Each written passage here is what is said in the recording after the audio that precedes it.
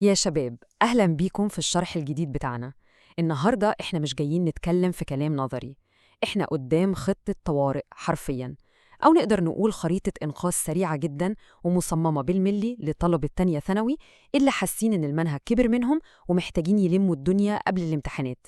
خلونا ندخل في الموضوع على طول ونشوف إزاي ممكن نحقق أعلى نتيجة في وقت قياسي جداً.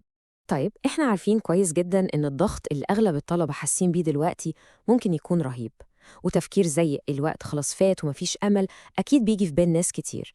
لكن ودي حقيقة مؤكدة يا جماعة، لسه في فرصة حقيقية، مش بس عشان ننجح، لأ، ده عشان نخلص منهج تانية ثانوي بالكامل. دي مش مجرد شعارات تحفيزية بنقولها وخلاص، دي حقيقة مبنية على نظام عملي ورياضي بحت. لو طبقناه بالحرف النتيجة هتتجاوز كل التوقعات. بس قبل ما ندخل في التفاصيل لازم نسأل نفسنا سؤال مهم جدا: إيه هو حجر الأساس في الخطة دي؟ أو بمعنى أصح، لماذا الفجر؟ ليه دايما بنركز على الوقت ده بالذات؟ التوقيت ده يا شباب مش مجرد تفضيل شخصي أو حاجة بنحب نعملها، ده نقطة البداية اللي مفيش فيها أي تنازل لو عايزين ننجح بجد. الاستيقاظ وبدء المذاكرة وقت الفجر هو القاعدة الصلبة اللي الخطة دي كلها مبنية عليها، ومن غيرها النظام كله ممكن يقع. الإجابة باختصار شديد بتتلخص في رقم واحد قاطع: 100%. وقت الفجر الدماغ بتشتغل بصفاء ذهني كامل، 100% تركيز. مفيش أي دوشة، مفيش إشعارات عمالة تيجي من الموبايل كل شوية، ومفيش أي مشتتات. البيئة العقلية والنفسية بتكون في أعلى درجات الاستعداد عشان تستوعب المعلومات بعمق. والحاجة المدهشة فعلا هنا إن ساعة واحدة بس من التركيز في الوقت ده حرفياً بتعادل 3 ساعات من المذاكرة بالليل في وقت الإرهاق. متخيلين الفرق؟ ده استثمار حقيقي للوقت. طيب، إزاي نبدأ اليوم ده؟ الخطوات العملية للروتين الصباحي ده بسيطة جدا ومباشرة وما فيهاش تعقيد. رقم واحد: صلاة الفجر. رقم اتنين: فطار خفيف كده يدي طاقة من غير ما يسبب أي خمول أو كسل. ورقم تلاتة: البداية فوراً في أول مادة. الروتين ده على قد ما هو بسيط، لكنه بيهيئ اليوم كله عشان نوصل لأعلى مستويات الأداء الأكاديمي، وبيضمن لينا بداية قوية ومنظمة بتدي دفعة رهيبة لباقي ساعات اليوم. وعشان الكلام ما يبقاش نظري ويكون عملي وملموس، خلونا ناخد مادة زي الكيمياء كمثال تطبيقي. إحنا هنا قدام نظام مكون من 4 خطوات، أو نقدر نسميها حلقة مذاكرة يومية لازم تتنفذ بدقة.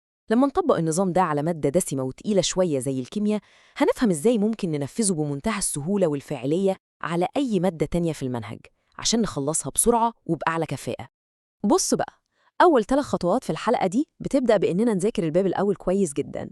الخطوة التانية على طول هي الاستماع لمراجعة سريعة، والسر هنا خلوا بالكوا إن الهدف من المراجعة دي هو التثبيت السريع، مش إننا نشرح من الصفر عشان نوفر وقتنا. والخطوة الثالثة هي حل كل التقييمات المتعلقة بالجزء ده بالكامل. التدرج المنطقي ده من الشرح للمراجعة وبعدين التقييم بيضمن استيعاب شامل للمعلومة وتطبيق فوري بيخليها تلزق في الدماغ وما تطرش. وهنا بقى لازم نقف لحظة ونركز جدا مع بعض. في تصريح مباشر وحاسم من الوزير بيقول إن الامتحان هيجي من التقييمات وكتاب المدرسة. المعلومة دي يا شباب مش مجرد خبر، دي بمثابة كنز حقيقي، نقدر نقول عليها شفرة للامتحان. دي مش مجرد نصيحة عابرة، دي استراتيجية موجهة بتحدد لنا بالظبط إزاي نحول مجهودنا ومذاكرتنا لدرجات مضمونة في ورقة الامتحان. وده اللي بيخلي الخطوة اللي جاية دي هي الأهم على الإطلاق. الفرق الجوهري هنا بيكمن في طريقة المذاكرة نفسها. إننا نكتفي بمذاكرة الباب بس زي ما طلبة كتير للأسف بيعملوا، ده مش كفاية وممكن يضيع مجهود كبير جدا على الفاضي. لكن إننا نضيف حل أسئلة كتاب المدرسة لنفس الجزء اللي ذاكرناه، ده بيعني حرفياً إننا بنحصد نقاط مضمونة. الخطوة الرابعة دي هي اللمسة السحرية اللي بتحول المذاكرة العادية لاستراتيجية ذكية، وبتحول أي مجهود لنتيجة ملموسة وحقيقية جوه لجنة الامتحان. الاستمرار بقى على النظام ده بيخلق عائد يومي قوي جدا. تخيلوا كده انهاء جزء كامل من المنهج كل يوم، ده بيدي احساس متزايد اننا بنقرب من الهدف النهائي، وبيحول جبل المنهج اللي كان مخوفنا لخطوات يوميه بسيطه ومقدور عليها. الدوره دي بتعمل لنا جرعه دوبامين طبيعيه، بتبني زخم نفسي واكاديمي هائل، وبيخلي الوصول لانهاء المنهج كله مجرد مساله وقت وبثقه تامه كمان. نيجي بقى لنقطة مفصلية في الخطة دي كلها: مفيش وقت للتسويف. خلونا ننسى خالص العادة الطلابية الشهيرة بتاعت أنا هبدأ بكرة الساعة 12 بالظبط، ولو جت 12 و5 هقول خلاص هستنى الواحدة. جملة هبدأ بكرة دي لازم تتلغي من قاموسنا تماما. البداية لازم تكون فورا من اللحظة دي وبدون أي تأخير. الوقت هو العامل الوحيد اللي مش في صالح أي حد فينا دلوقتي، ولازم نستغله بكل حزم وقوة من الدقيقة دي. وعلشان التنفيذ يكون أسهل والتركيز بتاعكم يكون في أعلى مستوياته، الخطة دي مبنية على مصادر وفرتها قناة تانية ثانوي الرسمية. هم مجهزين مصدر قيم جدا، عبارة عن جدول جاهز ومترتب يوم بيوم، ومتاح على قناتهم على تليجرام لأي حد حابب يتبعه ويمشي عليه. وجود جدول جاهز كده بيلغي تماما إرهاق التخطيط والحيرة بتاعت هذاكر النهاردة، وبيخلي مجهودنا كله منصب بس على التنفيذ والمذاكرة الفعالة.